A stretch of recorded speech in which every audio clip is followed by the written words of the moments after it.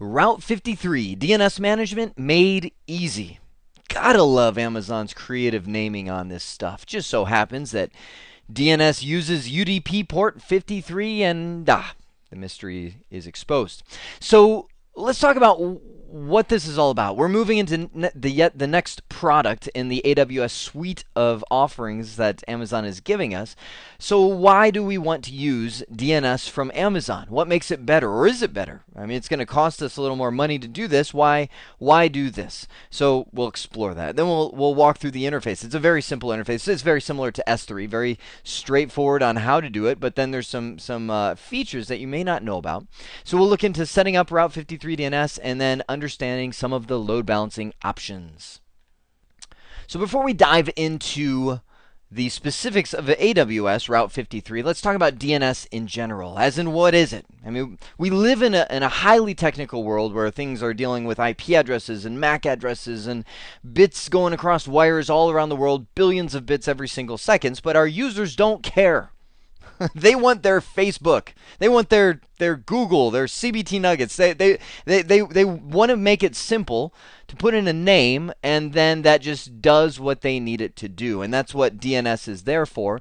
It's a service running on a server somewhere that takes names, we'll say, cbtnuggets.com, and translates it, if I could write and talk at the same time, translates it over to what IP address that actually maps out to. So now whatever device requested that says, oh, okay, I go to that IP address and request cbtnuggets.com, and I am good to go.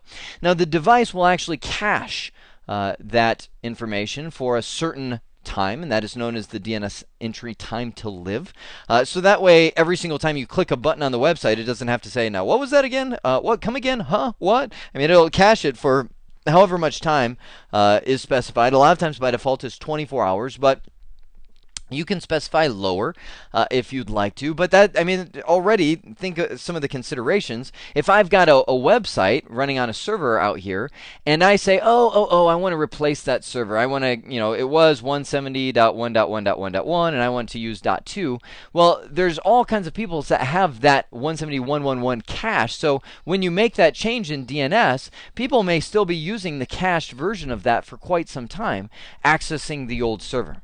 So that's the flyby overview of what DNS is. It uses port UDP 53.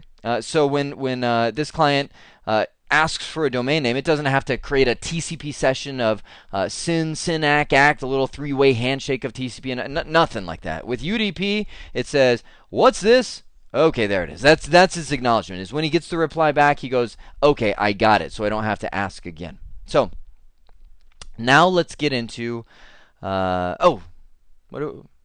that's what I was going to do. I was saying, well, why did I have that command prompt open? I was going to show you something.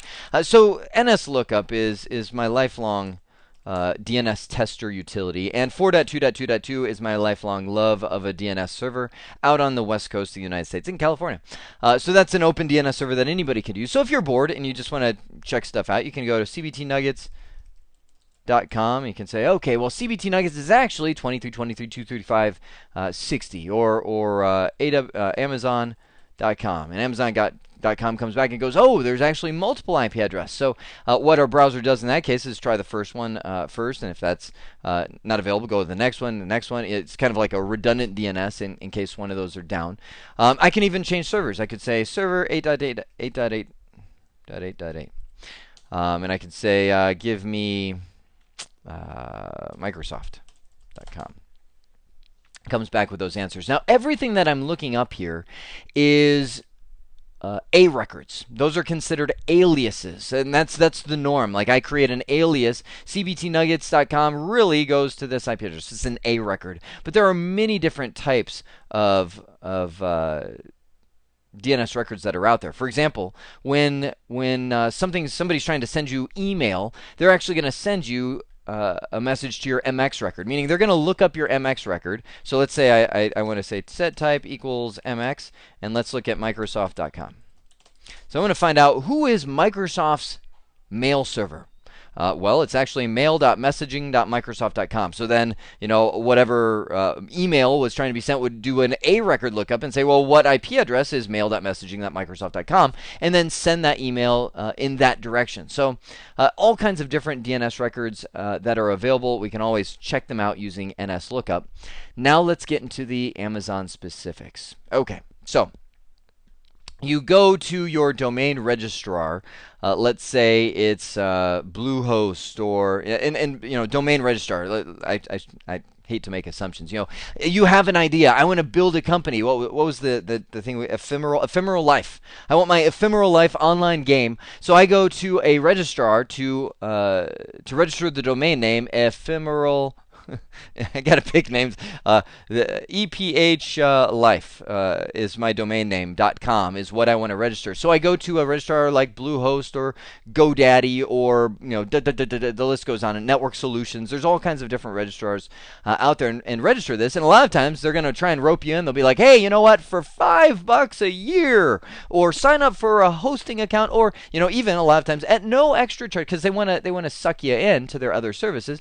They'll say we'll host your DNS. So they'll give you access typically to a little cPanel, unless you use GoDaddy, and they'll bury it in all this marketing that they try and sell you 500 things on the way to a DNS control panel that you have to dig for 15 minutes to find, and then you finally find it, and it's just painful. So outside of that, most people use cPanel, which allows me to say, well, I want Ephemeral Life to actually go to my EC2 instance at 70.1.1.1.1. And fill that in. And I want www.ephemerallife to actually go to an informational page of 180.1.1.1. And I want mail. You get my idea. You start setting up all your records there because it was included, or it was only $5 a year, or I previously hosted my website at Network Solutions, so I figured why not use their DNS?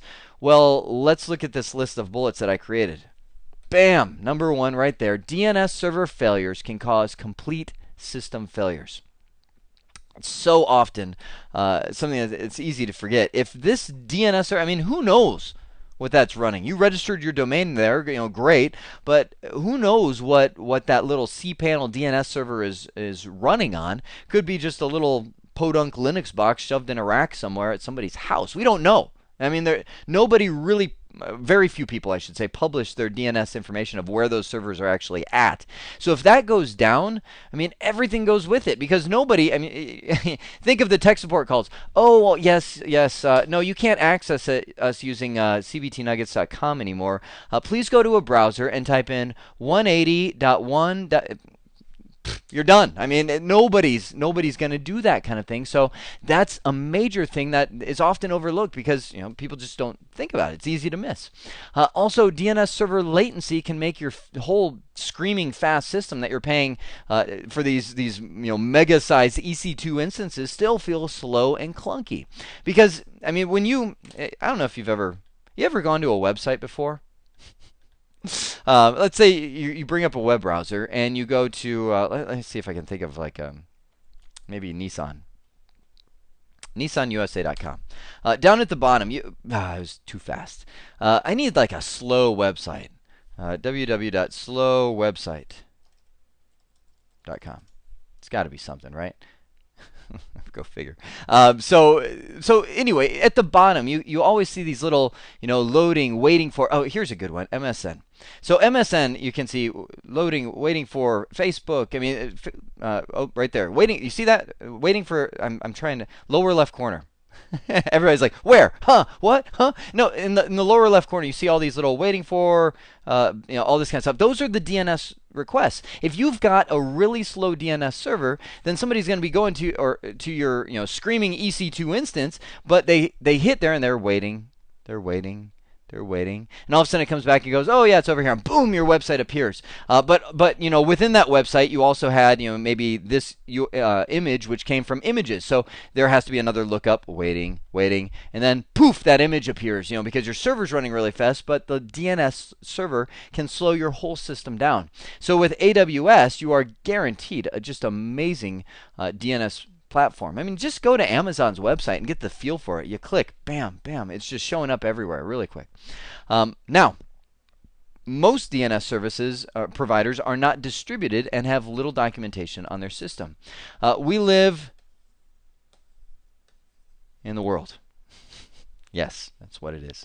Over here in South America are users that have to go to their ISP to access their different websites. And if you're using a DNS hosting provider that has a little server up here, well, they have to travel all the way up here to New Mexico to get a response back to say, oh, this is the IP address. So many DNS providers aren't distributed, meaning they don't have DNS servers all over the place, whereas Amazon does, and they fully document where they are. Now, I'm not saying, oh yeah, DNS providers other than AWS are going to really. I mean, take GoDaddy; they're huge. They're a big provider. They have DNS servers around the world. I know, at least in the United States. I know in Europe, but you can't really ask them. Well, where are all of those? Very few providers really bother to tell you because most people don't ask. But AWS sends it all over the place. Multiple load balancing options. And actually, I'll just say that. We'll talk about that in a moment. Route 53 API, meaning there is actually an application programming interface to allow changes to Route 53. That's pretty cool. So what you could do is, come up with a service. Again, think of Ephemeral Life is my case study, right? So let's just go with that. Maybe when somebody signs up for Ephemeral Life, they get their own little personal, like jeremy.ephemerallife.com player page that gets created automatically. So I could configure my EC2 server instance or whatever I'm running Ephemeral Life on to automatically go create an entry in the DNS table at Route 53 for jeremy.ephemerallife.com and point it to the right servers and all that as that account sign up happens. I don't have to have any manual involvement because it's all automated using that API, and that's well documented. You can use it. And then, of course, my final statement is, good grief, you're using AWS for everything else at this point. Why not? Let's just consolidate all our services into one place. So let's get into the configuration of DNS. So the first things first is Route 53 is accessed just like everything else in the management console. You can see it right under the compute and networking section, Route 53. Now, before you can start using this, and I want to talk about the pricing as well, show you a little of that. But before you can start using this, you do need to point your registrar to this, meaning wherever you've registered your domain name. And get back to my whiteboard. So let's say I go to Bluehost. And I say, I want to register my ephemerallife.com. And that is now registered, known at Bluehost. So they've kind of been your registrar for that domain. So now I'm going to take that in there, and they'll have a little control panel saying, who is the DNS for that? By default, it's probably going to be pointed right back at Bluehost because they're going to be, the DNS by default. But you need to point that over to the AWS servers. Now, how do you know what those are? Well, it'll tell you once you add a zone in here. So you can add any hosted zone that you want, whether you own it or not. So actually, before I go into it, let's talk about pricing. Let's see. They have a quick link on here. Amazon charges essentially 50 cents a month. Let's see if find pricing. Price. There we go. 50 cents a month. For each hosted zone that you put in there, for the first 25 hosted zones, and then 10 cents a month for each additional hosted zone. So, relatively inexpensive. I know some people who are extreme penny pinchers are like, well, my hosting provider does it for free. Well, sure. I mean, you're probably paying that hosting provider something per month. They're probably wherever you registered that zone. But for 50 cents a month per domain, or 10 cents if you go above 25, it's nominal. Then you're going to pay 50 cents per month per million queries for the first billion queries per month, and then 25 cents for each per million queries for each additional. So essentially, to host, let me just say it this way. To host a zone with Amazon for a normal zone, it's going to be $1 a month. You're going to pay 50 cents to host the zone there, and then you're going to pay 50 cents if as soon as somebody tries to look up what IP address or do some name resolution on that zone. Now, 1 million queries is a decent amount. I mean, you've got to have a pretty lively zone to exceed 1 million queries. So yeah, so again, nominal. We're looking at nominal charges, and it's funny. I was thinking about putting together just one of the things one of the things that we do at CBT Nuggets is put these micro nuggets together, which are just little 5 minute or less, super action packed kind of topics. And I was thinking of doing a micro nugget on how to host a website with AWS for $1 a month. And I was thinking of showing people how to register for a free account. For you get 5 gigs free for a year on S3, right? So S3 is quote unquote free. Then the $1 a month will be just Route 53 when we set up DNS resolution, and I could even say in there that's optional. So it might be a fun topic to do. So let's do it. I'm going to create a hosted zone. Oh, and one thing I should mention. Pay for what you use. Do they have it on here? Ah, look at this. To allow testing, hosted zone delegated within 12 hours is not charged. So if you want to kick the tires on this thing, Amazon's like, hey, you got 12 hours. We are not charging you a thing. So let's. So this nugget will be 11 hours, 59 minutes. So I'm going to click create hosted zone, and let's say I was doing one for nuggetlab.com, and we'll do CBT Nuggets lab files. Man, that would be a cool series to create. AWS Labs, where I just kind of have certain tasks. So there we go. Here's our delegation set. This is what you want to point all of your name servers to. So go to your registrar, bluehost.com or whomever, and you're going to say for DNS, go to 1, 2, 3, 4, those 4 names that you see there in that list. And now, anytime a lookup comes in, it's all going to be pointed here to AWS DNS servers. So we've got Nugget Lab. It's now ready. It's set to go. I'm going to go to the record sets. So now we're seeing the actual records for nuggetlab.com. Now, 2 records are created by default. The name server records, saying these are the name servers that own nuggetlab.com. And then we have a start of authority, SOA. The SOA is, this is the server that essentially began. This is the primary server, if you will, for that zone. But I can go over here and create whatever additional records I'd like to. For example, let's create the most common one. I'll click on Create Record Set. On the right-hand side, it's saying, okay, what alias record? You can see the type is A, IPv4 address. What A record would you like to add to nuggetlab.com? So that's where I would say, www maybe is a record that I would have. What is the time to live on this? You can see by default it's 300 seconds. So it'll be what, 5 minutes? 5 minutes by default. So we can say, you know what, I want to increase that time to live. Now, again, a reminder, what is that? That means when a client gets, www.cbtnuggets.com, attached to that record will be the time to live, and they will cache it for whatever time you've specified, so they won't keep coming back and hitting the DNS server. It allows them to have faster access to that. But for a very dynamic site, maybe you're changing very often, you're doing load balancing, those kind of things, you might want to say, well, I want to drop it down, to a very small time to live. Now, the client can override you. They can put policies on that says, no. Ignore what they're telling you is the time to live, but very few people do that. So you can even have it go for a day or beyond. So whatever time to live you'd like to. Now we type in the IP addresses. So if you have more than one address, you remember when we did the NS lookup and we saw for some of the sites there was more than one address that it's using for redundancy, you can put those in here. So I'm going to say www.nuggetlab.com is actually going, let's make it real. Ping. I got this computer from CBT Nuggets. This is the most amazing. Hang on, I got to show this to you. Look at this thing. Oh my word. I'm going to properties on this. Windows 7 Professional, 16 gigs of RAM, i7 37.7 CPU, 3.4. It's just like, this is a meaty machine. And so I was like, this is great. And the most disturbing thing is I opened the command prompt and it says trainer 2. And my initial thought was, who's trainer 1?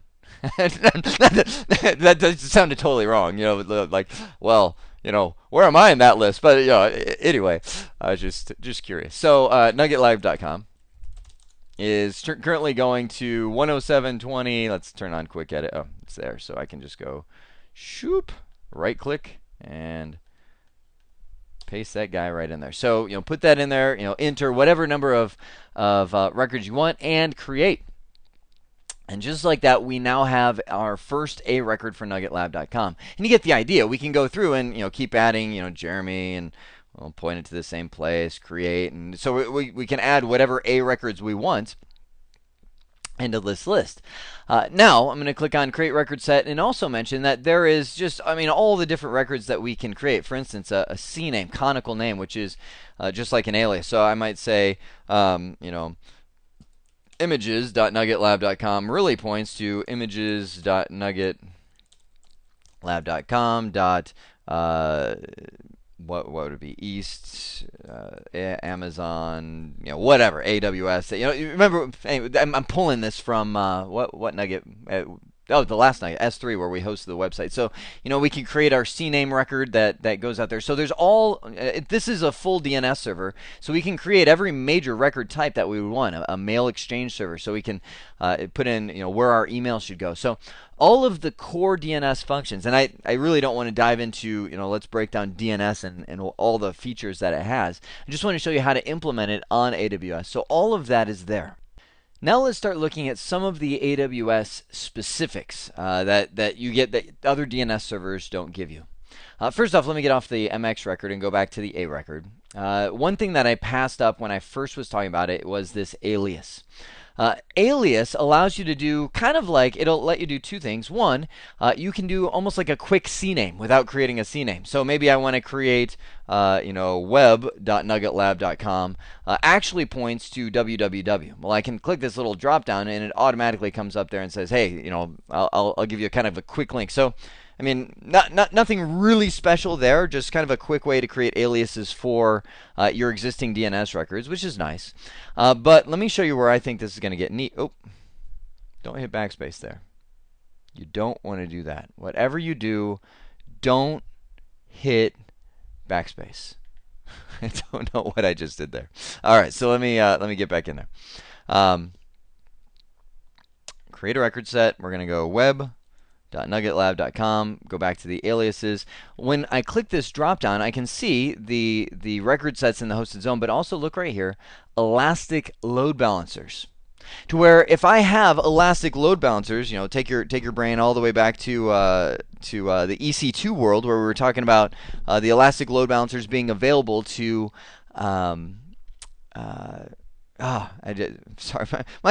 you gotta hang with me. My brain is a little scattered, and I just started wearing glasses. I've started reaching that age where I'm staring with glasses, and I just went to adjust my headset that I'm talking, and my ear is in pain because I have glasses under my ears, and the little muff on the headset is just squishing my ear into the little bar on the glasses, and I just touched my ear, and I'm like, that's this is welcome to IT, right? We're like, oh, my ear hurts. Meanwhile, there's somebody who just dropped a brick on their foot, and it just almost severed a few toes, and my ear it hurts. So anyway, elastic load balancers, I can come in here, and if I have them created for my region, automatically just create a resource record, an A record that goes boom right over there to the elastic load balance cluster. Now again, is that something that we could create an A record, figure out the elastic IP of the elastic load balancer, and then add it in there as well. Amazon, that's why they're just trying to make it quick and easy for you. And I can totally see this expanding. Because as you click this in the future, my thought is we'll see elastic IPs and see all the elastic IPs, elastic load balancers, all the elastic load balancers. Essentially, a quick drop down of many different resources that we can. That's my theory anyway. So that's one piece. Okay, let's talk now about some of the load balancing features. They have routing policy down here, but I would say that should be called load balancing policy. Because that's really all this does. It says, number one, you can use simple load balancing, which any DNS server can do. And that's where you use, I'll just grab these guys, toss a couple IP addresses in for your DNS record. And the DNS server will, by default, start round robining. So the first person that asks for that DNS record for web.nuggetlab.com will get that, and then the next person that asks will get that. It'll start, kind of flipping through all the IP addresses that you have here, which is great. That's a nice little round robin load balancing that it gives you. But Anything can do that. That's normal DNS. Let's step it up and look at some of these other policies like weighted. Weighted allows me to do a little bit of unequal load balancing between them. Like maybe this guy is my beefy server. That's the EC2, mother of all instances server. I'm going to give him a weight of, let's see, what's the best way to do this? Let's say a weight of 5. Right now, this is very relative. We'll talk about it in just a second. Let me create a couple, and then it'll make sense. So I'll just say beefy web server EC2. Create the record set. So now I've got, you can see it's added in there with this little weight of 5 beefy web servers. So let's now add another one. I'm going to create a second entry for web.nuggetlab.com. We'll paste that in, change it by 1. I'll say weighted, and now the weight on this guy will be, let's say, 3. Set ID, we'll say this is a moderate web server. I'm totally using bad numbers for this. Let me see if I can. Well, let's do this. I'll say this is a 2. We'll go light web server. Create record set. And then, so 5 plus 2 is 7. And now I'll go in here. You see where I'm going with this? So I'm going to do a web, same thing. So a bunch of duplicate entries, which is not normal for DNS. Paste that in there. We'll say this one goes to this guy, and we'll say this guy is a weight of 3. I'm just trying to get the math right, so we got some nice values we can use. And we'll say this is a moderate web server. You see where this is going, right? So now what will happen is AWS will do weighted load balancing. So essentially 50% of the requests, the DNS requests, will end up going to our beefy web server. 20% will be going to the light web server, and 30% will be going to the moderate, giving us a total of 100%. That's why I wanted to land at 10, is just so that that numbers work out. Now you can use whatever values you want for those. You could say, beefy is 100, light is, 20, whatever. But it's a percentage. So just think of it as whatever values I use should add up to something meaningful instead of just being random numbers that I'm throwing out there. So that's pretty neat. So that's a bonus. So let me go to create a record set. Let's go Web 2. Now we've got paste in my IP address here. Latency load balancing. What latency load balancing does is actually measure the latency of your IP addresses based on the region or the location the person is requesting it from. Don't actually, you know what? You're probably like, oh, I need to hear that again. Don't. That was probably the worst possible way I could say that. Let me go to the whiteboard. That was one of those things I say that I was like, I think I just confused myself with that explanation of it. Let's go to Jeremy's cryptic drawing of the world, or steak and eggs, or Alice Cooper, or whatever you want to call it. So we've got the world, things all over the world that are requesting these. What we can do is we can create, now first off, let me back up. Latency DNS record sets, let me jump back to the browser. Latency DNS record sets only work if you have EC2 servers, kind of like duplicated EC2 servers in multiple regions. So if that is not you, immediately, skip this. That's not something you have to worry about. But let's say you've got an EC2 farm over here. For some web servers. You got an EC2 farm over here for some web server. You got these EC2 farms all over the place that are essentially replicas, duplicates of each other, because you really want to be able to service your clients with the best possible way. So what happens is when a client makes a request, so we've got a client in Canada up here who says, I need to go to a DNS server, which is going to be AWS, to find out what IP address to get to www.eflife.com. Because Ephemeral Life has now expanded to where it's gone worldwide. So that hits the AWS server. What AWS does is look at the source IP address of where that person is coming from and refer to a table of data. Yep, Amazon is always measuring this. A table of data that says, okay, what is the latency from from that IP address over to our east region over there. Okay, it's I don't know 50 milliseconds. Okay, what is the latency to the west region? 75 milliseconds. Okay, it looks like the east region is lower. Thus, I will deliver the IP address for the east region. That's probably a much better explanation than what I was telling you on the other when we were looking at the slide. So what it does is based on wherever that person is, it will say, okay, your latency to this one is this, and your latency to this one is this, because Amazon is always measuring, always creating. Now this is not. I know some of you are going, okay, really? This is not an on-the-fly thing. It's not like somebody asks and says, hey, what should I go to? And it's like, well, let's measure. Looks like to here you're getting, okay, let's check the. I mean, it's not like on-the-fly measurements. Otherwise, you'd be sitting there waiting forever for that DNS response. Instead, they have automated systems always measuring latency of major geographical regions all over the world to their different farms, and they just refer to a database table and say, oh, real quick, I can tell you that latency to this one is better. Now, that may change. I mean, maybe as time goes on, the latency from Russia over to San Francisco here is lower than it is to the East Coast.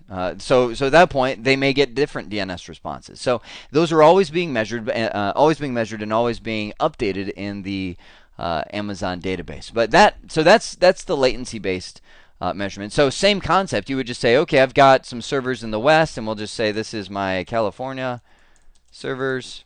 US West 1, there's their IP address, create record set. So I would just start adding in, again, duplicate entries for Web 2 for whatever regions, East 1, Northeast 1, all of these different regions that I have my EC2 servers in. And then they will automatically use latency-based load balancing. I don't have to do anything else because it's referring to the database table behind the scenes. So wrapping up AWS DNS, it's pretty awesome. Why would you use it? I mean, we hit the high points on that. You're not just getting a DNS server in California somewhere on your hosting provider. You're getting a worldwide mesh of DNS servers that are fully redundant, giving you amazing response times for one of the most overlooked and critical services that exists on the internet. If that DNS goes down, everything goes with it. So that's a big why on there. Setting it up, we saw that. The interface is just brilliantly simple. I mean, I've seen a lot of DNS, interfaces to where you've got like cPanel where you're scrolling down 5 pages just to find your right record, and they're all just kind of a big table list. And then you've got GoDaddy, which GoDaddy, the best way I can say it is it's just like if you can find it, it works pretty well. But you have to find it through all of the marketing that they're trying. It's like, where's my control panel now? I can't. It's like, how when you go shopping at a grocery store and they purposely, I don't know if you know this, they purposely move stuff around. Like all of my ketchup, the ketchup aisle just got moved over to by the deli, but it used to be with salsa and everything else. That's where the ketchup is. Why do they do that? Well, because it's proven by people that if you walk around a supermarket longer, you're going to buy more stuff. And GoDaddy uses like supermarket logic on there. They're like, let's hide their control panel. so they have to go find it, and then they'll buy some more stuff from us. So you don't have to go find your DNS control panel with AWS. It's brilliantly simple. It's clean. It's fast. It works well. So finally, we looked at understanding the Route 53 load balancing. The 3 options: the simple, the weighted, and then the latency based. Put those together. That's Amazon DNS. Well, I hope this has been informative for you. I'd like to thank you for viewing.